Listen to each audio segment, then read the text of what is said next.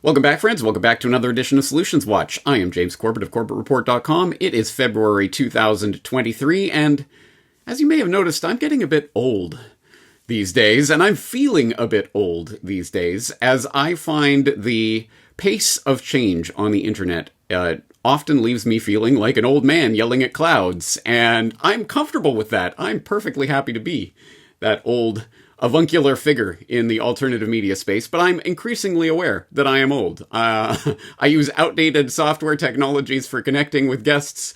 I stick to long-form videos when obviously TikTok is the way to go, and all of these other things that are changing rapidly. And so I am not, let's just say, a young man anymore. Making his way in the world. But that is why I have always been and continue to be excited when I find fresh, new, young people out there bringing important information to the masses and spreading awareness of this amongst the next generation of people. I'm probably not going to be that person to reach people who are just coming up in the system right now, but hopefully younger people can do that and can find their own way in charting that. And on that very note, today on Solutions Watch, we're going to be looking at one organization that is at least attempting to do exactly that. It is called Students Against Mandates. Their website is studentsagainstmandates.ca, and I will direct your attention there so you can find their work, who they are, and their various media platforms and other things in which you can discover more about them. But just reading from studentsagainstmandates.ca, it says, under Support Our Cause, Students Against Mandates is a community of proud, critical thinkers who support decision-making backed by data. We oppose divisive mandates, discriminatory vaccine passports, and the tyranny that makes these unjust things possible. We believe in liberty and the freedom to make our own informed personal health decisions with zero coercion. We are committed to the elimination of vaccine and mask mandates all across all college and university campuses, which I imagine is a mandate that most of my listeners could certainly get behind. And if you are more interested in the bigger story here, you can, of course, go to studentsagainstmandates.ca and browse their About section and their resources, get involved, podcast, articles, press. There's a lot to explore there, and I'm still just exploring it myself, but I am glad to be doing so. And rather than me just reading the website to you, why don't we bring on a couple of the people involved with the organization, including the organization's founder, Leigh Vossen, and one of the people involved with the organization, Stuart Munroe. Leigh, Stuart, thank you for coming on the program. Thank you so much for having me. I'll just say quickly that's Sheldon Munroe. Which you close though. Stuart has a nice ring to it. Yeah, we may just it go sounds with that. about right, doesn't it? It sounds it does. It sounds Scottish. Well, anyway, that accordingly on the website. Thank you so much for having us. Really excited to be here. Don't worry, guys. I'm thrilled. A professional. I've been doing this for 16 years, so I never screw up. Anyway, okay, all right. Well, botched introduction aside, Sheldon, Leigh, thank you for joining us today. And as I say, there's a lot of information to go through here, but I wanted to start actually with your own personal background, how you came, well, first of all, who you are, where you came from, but how you became interested in this particular cause and why you started doing Students Against Mandate. And I guess, Leigh, as the Student Against Mandate founder, let's start with you. Yeah, absolutely. So I'm 27 years old. I'm a graphic designer. I had attended Red River College, graduated in 2018. I was working in industry, and then the pandemic hit, and I decided I'm going to take this time to go back to school. So I started doing business administration at Red River College, and I was an online student at the time. The whole time I was in it, it was online, and I received an email from the president of the college, Fred Meyer, in August of 2021, announcing that vaccine mandates were going to be implemented on campus. So any student who needed to be on campus, like nursing students, anything like that, who needed sort of that hands-on training, if they were not vaccinated, they would not be able to go on campus, and essentially they wouldn't be able to complete their program.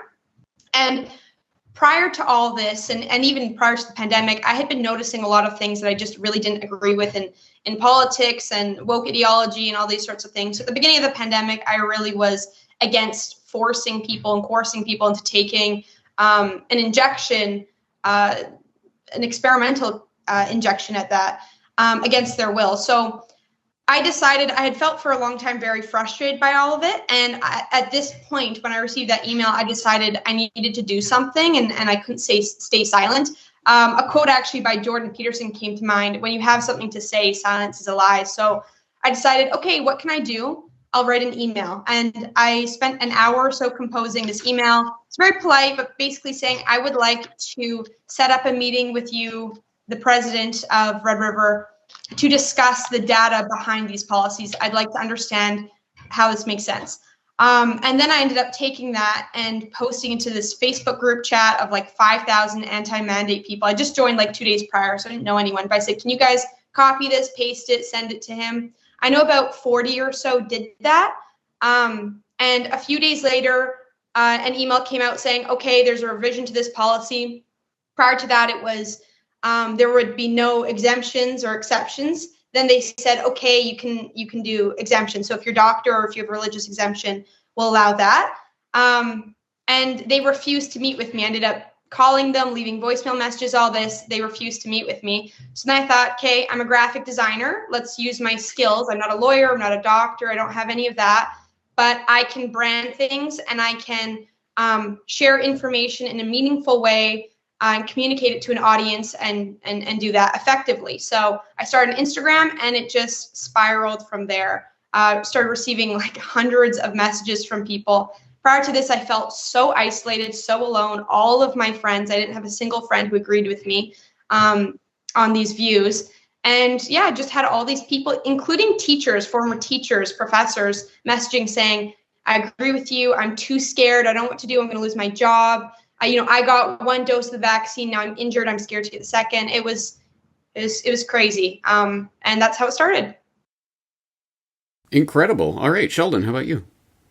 Well, my name's Sheldon Munroe. I'm from Vancouver Island, Canada. I now attend James alma mater, which is University of Calgary. I'm in my 4th year of Law and Society, and it's been an interesting ride, to say the least, but a pretty rewarding one through strange ways, to say the least. And so I was a student actually prior at Camosun College in Victoria, and it's interesting. Flashing back and preparing for this interview, I was trying to recall what kind of led me to be skeptical of at least the pervasive narrative. Large credit goes to my parents and my family. I grew up in a family with mother was a economist, and my father was a statistician. So we have a high regard for empirical evidence before making decisions. And of course, we tend not to be driven by fear. That's at least something we kind of like to do. And so I recalled back to actually growing up in a household where we were very skeptical about certain things after 9/11, per se. The fear that went into people's knee-jerk reactions to make strong decisions in reaction to 9/11 and Patriot Act. We had watched your show for years, James, and we saw many of the same things occurring during COVID. We're chasing vague terms like safety, trying to accomplish safety. Well, what is safety? And there wasn't a lot of stopping and thinking and thinking clearly and going from there. Instead, we were making wild decisions very quickly and with a lot of fear mongering. And so immediately I was very skeptical. And again, like many students, had gone through a course. Now all of a sudden we were in I think it was my 1st or 2nd year of university, and then we're locked down, we're out of school, everything stopped. It went all online for 2 years.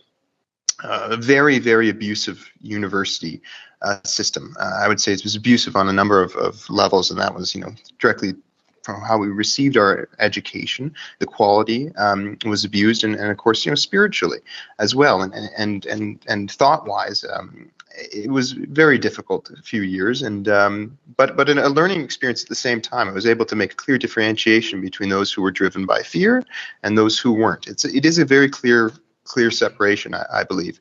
And so, yeah, it was after about 2 years, just kind of going, enough is enough. This is absolutely crazy. I had a friend. I had reached out to a few friends and a few professors, and I have a wonderful professor, and he said, well, you ought to look up a student organization, student group, and get involved. I think Leigh's quote there was very pertinent to the times, and of course that was the case. If you have a skill and or you're willing to say something, do so.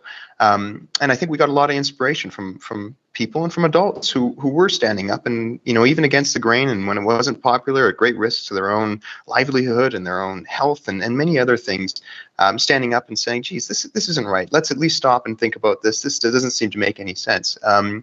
And so that was quite a liberating experience in its own right, to learn from people through this kind of difficult situation. But then I reached out to Students Against Mandates. I went online one day and I just thought, yeah, you know what? I ought to reach out to a student group. To be honest, there was such censorship at the time, and it was very difficult to even believe that there was anybody fighting back at the student level. But I found Students Against Mandates, sent Leigh a message, and we've been working together ever since. And it's been an amazing process. So in that regard, it totally reshaped my life very quickly, and learning to what ought to be done and what needs to be the focus, I think, of my life and professional career, and in the sense of helping to send out a different narrative, an opposing narrative to the mainstream. And so I think characters like yourself, James, have been very inspirational in that sense. And yeah, Leigh and all of our members, we've had a very rewarding experience, a difficult one, a lot of work, but very rewarding at the same time. Excellent. Well, Sheldon, you make an important point that I think is sometimes forgotten, even by people who are very much involved in the types of issues that we are involved in discussing right now, which is that not everyone who has gone along with the craziness of the past few years is an inherently evil or malicious person. In fact, the majority of people are driven by fear because they are ill-informed and misinformed. And I suppose we can blame them for being misinformed and ill-informed. How dare you? You should get up to speed. But at any rate, that certainly presents a different task, or a different way of framing our task, which is to inform people so that they are less driven by fear into positions that they should not be driven into. So I think that is an important thing to keep in mind, and a nice way of focusing on what it is that you're doing and why you're doing it. But I guess the general question for someone like myself, an old fuddy-duddy who's decades out of post-secondary education and living halfway around the world, I'm a bit confused. It's 2023. Are there still mandates to be against? Isn't that all over? Mm-hmm. No, it's not over. There are plenty of mandates, especially mask mandates across Canada, including at I'm in Manitoba, including at the University of Manitoba, Dalhousie, Brock University, the Wilfrid Laurier University just dropped their mask mandate about 10 days after we protested outside in Waterloo Town Square. But there are a lot. And then there's also mandates for students who are wanting to get into certain programs, specifically healthcare programs. So we had a member who applied to a school in BC. She got in, went through quite a rigorous process to get in. And then they said, "Okay, upload your proof of vaccination." She wanted to get into naturopathy. And she said, "Well, I can't." And she tried to submit an exemption, but they wouldn't take any exemptions from a Manitoba doctor. You had to get a BC doctor. And she said, "Well, I'm not in BC right now. I can't do that." So she had to defer. And she said, I just don't think I'm going to end up going there. I'm going to have to find somewhere else to go. So there are still mandates, and mask and vaccine. Yeah, and to add to that, we did a great job of summarizing that, but to add to that, also the threat of them returning is very consistent at the schools. And continually, I mean, you can go on almost any, I think it's actually pretty well every university website. We've been trying to make an Excel spreadsheet and categorize all the schools that do have mandates or not, just so we can keep track of them. But on every website, regardless of universities across the country state that still on the website, you ought to get vaccinated. We may not be mandating it currently, but you should still. And so strongly pushing it, I think that still kind of falls under our purview, and so something we're against as well. Yeah, and they can bring them back at any moment. So something we're really trying to fight for is to say, no, you need to acknowledge that these were harmful policies and that you can't bring them back, because every university, go on all their websites, it says this can be brought back at a moment's notice. So. That's an incredibly important point, because, again, so much of what we've lived through for the past few years has been precedent setting. So we better make sure that precedent is that they cannot do this and it will not happen again. So hats off to you for that. But you do mention your protest at, is it Wilfrid Laurier that you were involved in? That indicates to me two things. One, that there are other people. There's a large number of people, presumably, who are on your side. And two, that you are engaged in active protests like that. Tell us about some of the actions that are going on or have gone on under Students Against Mandates banner. Yeah, of course. Well, we've done a number of protests. We've done several outside of the University of Manitoba, the Wilfrid one. We do speaking engagements, attended the Free Speech and Medicine Conference. We're doing all sorts of projects and initiatives, including the podcast that we have. So we've been doing that, and we're right now working on an open letter to the University of Manitoba to insist that they do take down their mandates. And if they don't, we're planning on protesting again outside the university. Mm-hmm, mm-hmm. Yeah. And so we were kind of covering, we've done a great job, and I think in the sense, and credit to Leigh for kind of setting up our organization to cover all bases. You know, our podcast series are meant to inform fellow students and also just keep track of this information. That's been a big process alone. And then, of course, yes, as well, having students at universities all across the country who have set up a base for our organization and who are speaking out against their own schools' policies. So, yeah. In terms of some other initiatives and whatnot that we do, we've also been going to public areas in Winnipeg and our cities and whatnot, and setting up sort of change my mind booths and engaging, especially when the vax mandates were in place, where there was really quite a big debate on that. A lot of people I'm starting to notice do agree on the mask mandate, that it's ridiculous and outdated, doesn't need to be around anymore. But we go to these public spaces and set up this booth with our banner and SAM members, and we talk to the public. And a lot of them didn't even know that there were vaccine mandates on campuses. And then we also set up sort of community events. So again, back when students were not allowed to go to university or really meet up with other students because you weren't allowed to have like an unvaccinated person attend someone else's house, I was hosting gatherings and ended up getting to about 60 people at a gathering because there's so many students wanting to come.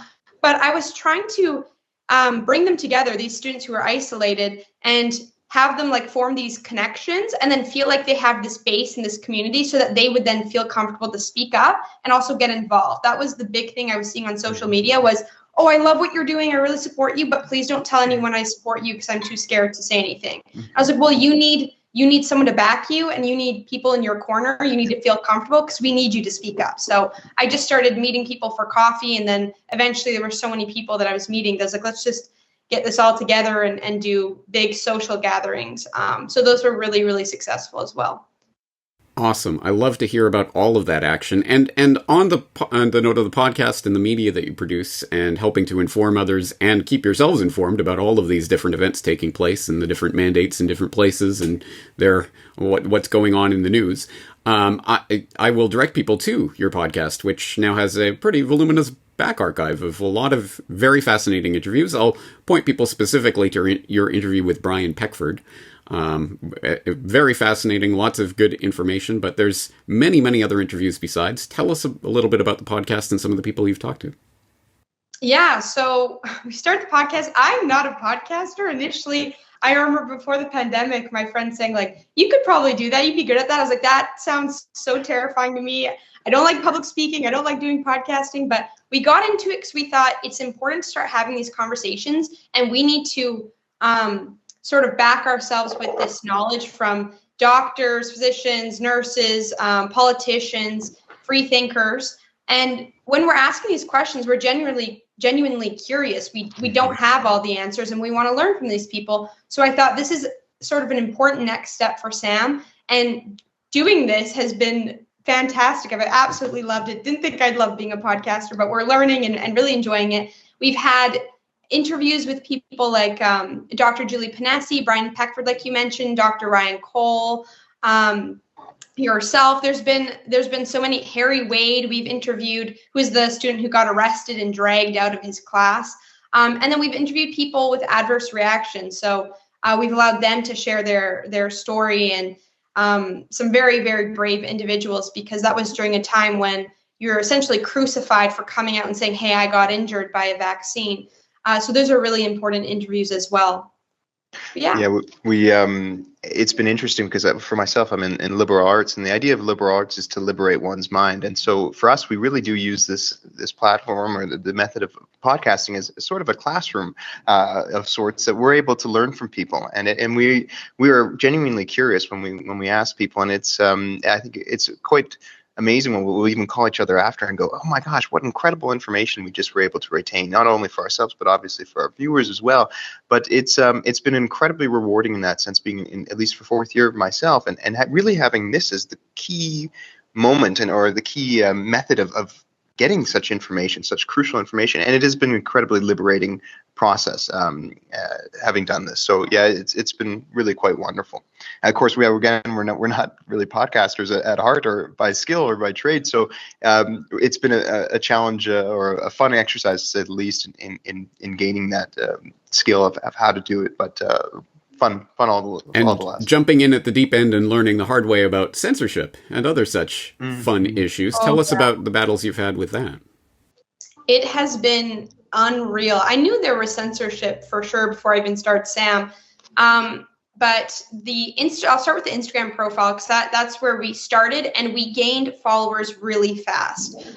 So not too long into starting it, I probably had about 4,000 followers or 3,000 followers when I first started to notice censorship.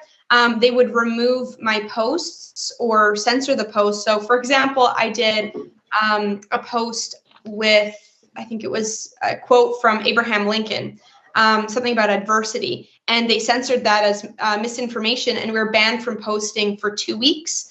And then after that, I started to notice things like I would post and my post would just show up as a black square to everybody who's looking at it, not just on my end.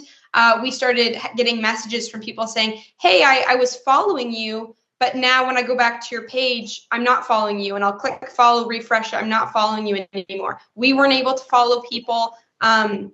I have found it is impossible to get over 8,000 some followers. We're kind of stuck there. We'll get a post that's really, really popular and circulating a lot, and our followers will go up by hundreds in one day, but then it'll go down by hundreds as well in the same moment. So every time we gain a follower, we lose a follower or two, and it's extremely frustrating. And just the other, I guess in February here, it's still February, but for Valentine's Day, we had posted Valentine's Day cards.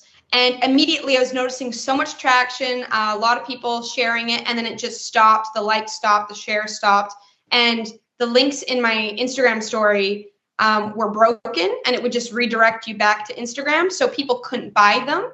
And I mean, they're just joking Valentine's Day cards. Like, I'd like to lock down this relationship with a picture of Trudeau, and it's like, so that's censored. You can't even buy these. Got a lot of complaints like, I'd like to buy it, but I can't. So we definitely lost revenue on that. But then YouTube has removed so many of our videos, like Dr. Francis Christian and Dr. Ryan Cole and Stephanie Seneff. And it's kind of exhausting. So we're kind of focusing on Rumble, to post on Rumble. All of our videos are on Rumble. And then now we're just kind of doing 5-minute, 10-minute clips on YouTube, and then redirecting to Rumble. Like, go watch the whole interview over there. And now we're kind of focusing more on Twitter, although we have noticed some censorship there with not being able to post. I'll type something up, send it out, and it will disappear 3 seconds later. So lots of censorship going on. And as Leigh brings up Twitter, it's interesting too, because there's obviously been Twitter files have been released, and we kind of understand how the censorship was working in Twitter's world. But it's amazing. It hasn't ended in regards to YouTube or many other social media platforms. So we're still very much facing those issues. But I think at one point too, it becomes a little bit comical. I mean, just again, what they're censoring, how they're doing it, and so it's been an interesting process, but very reflective, of course, of our society in general, particularly in our universities and our classrooms. There's a veil, and you can almost feel it in the air of censorship, and so yeah, it was eerily reminiscent of our schools, to say the least, and so an interesting process. An educational process, perhaps. All right. Well, all right. So what's coming up next for Sam? So our main goal right now is to focus on getting rid of these mask mandates and obviously the university vaccine mandates.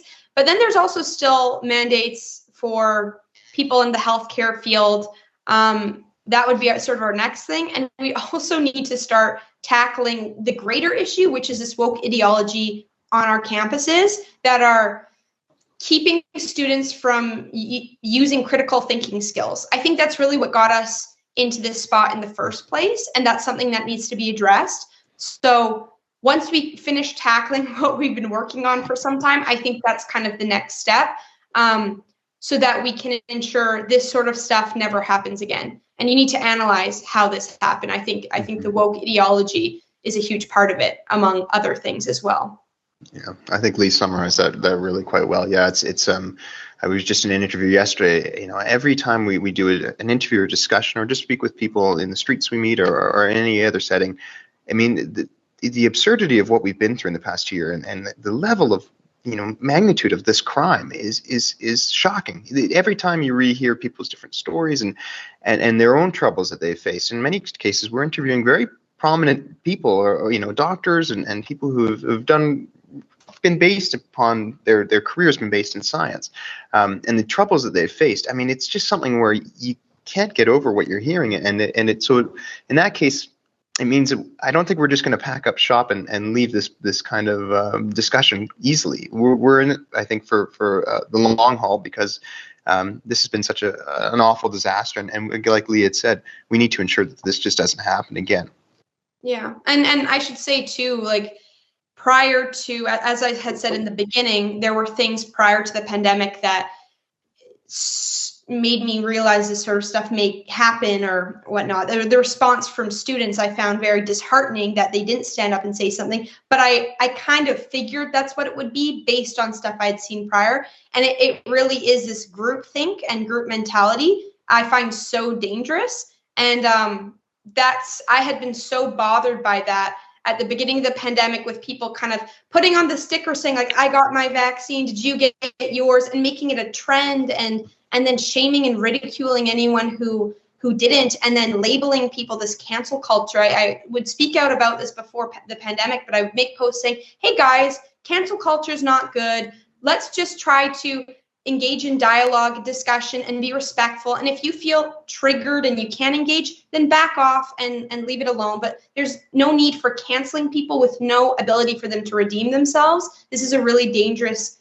idea. And then I'd get people blocking me or attacking or sending nasty messages, but never really debating me on my points. And I was like, what happened to just discussion and dialogue and civil discourse? I find this so dangerous. And then here we are in a pandemic, and people are crucifying the unvaccinated. And like, I saw so many posts calling for them to die and things like that. And I just thought people should be able to debate this without being just crucified. So yeah, there's a lot of issues. Mm-hmm.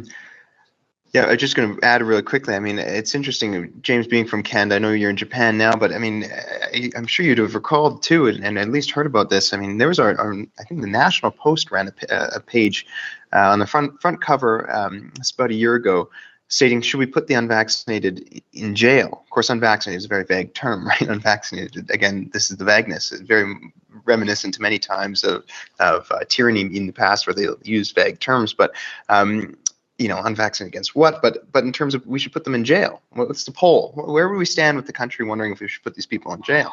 And we go down a very slippery slope in terms of talking about putting people in jail, in terms of potentially being on the border, and I don't say this lightly, of being in a genocide. This is very intense stuff. And so I think it would be, we'd be remiss, to say the least, if we didn't ensure that this doesn't happen again, of course, for our generation, but for the next as well. So we've, it's quite the task on all of our hands. But anyways, I just felt I should throw that in there. Yeah. Well, quite the task indeed. And I think you will find many sympathetic ears in the audience of people who definitely hear the issues you are raising and are on your side. But I think those people will divide into three categories. There will be the people who themselves are students who are living through this. There are the people who have students in their families who are dealing with this by proxy. And then there are people like myself who are not connected to this issue directly, but still want to support you guys and what you're doing. How can those different classes of listeners help and support what you're doing? Well, if you're a student yourself and you want to get involved, that would be huge, whether you just want to be a part of a community and maybe not feel isolated in your views, contact us. And if you want to get involved and really make a difference, send us an email. Like, head to our website, www.studentsagainstmandates.ca. There's a get involved link and sign up, because we'd love to have you on the team. We're trying to essentially make representatives at different colleges or different provinces, and then we're creating a foundation and documents and whatnot to help, resources to help people, the reps in different provinces, to create their own network, SAM network. So that's something that's being built out, because we need to expand more. We already do have some reps in different places, but it needs to develop further. In addition, obviously checking out our platforms, Rumble, follow us on Rumble, comment, like, subscribe, all that fun stuff, YouTube, Instagram, Twitter. And then we're a nonprofit run by students, volunteer students. We do not make any money off of any of this stuff. We're always selling like merchandise, taking donations. So that's always something that's really helpful, because there are expenses that come with all this stuff, printing banners, getting podcast equipment, what have you. So that's always a very helpful thing as well. Yeah, Leigh again nailed it. I just think it's from my side of it, really mainly helping out with the podcast, but it's been an incredible experience. And if those students who want to join, it's been an amazing experience in meeting intelligent, diligent, like-minded people from all across the country in our age cohort. That is really a point of university, is to have this dialogue, to connect, and we've really been isolated in that regard. And so having this ability to all of a sudden have friends who are really intelligent people in Winnipeg, and then all the way to Montreal, all across the country, it really helps to have a wonderful group of people who are supportive and love open discussion and free thoughts. And so anyways, I encourage those who are debating it to get involved and to join a group of people who are really focused on getting good information out there and good discussions amongst each other. Excellent. Well, let me reiterate that I am so excited. I am so pleased to see that your group exists, that it is thriving, and it is growing, that it is gaining momentum, that it is winning successes in various places like Wilfrid Laurier and other places that are dropping mandates. And hopefully we can continue that momentum, but it will require the support of people out there. So if there are people in my audience who are similarly energized and enthused to see young people out there taking action, please support them. Please support their efforts, especially, of course, to my Canadian listeners who can directly get involved with this group. And if you're somewhere else in the world, I hope you can find a group in your own place or start one for yourself. I hope this can serve as inspiration for other students around the world who are facing similar issues. And not just mandates, but many issues, as we've touched on here today. Anyway, I think we'll leave it here for today. I hope people will start exploring studentsagainstmandates.ca. Obviously, the link will be in the show notes, so you can follow it that way if that's easier for you. But I think we'll leave the conversation there. Leigh Vossen. Sheldon Munroe. Thank you very much for your time today. Thank you, James. Thank you so much. We really appreciate it.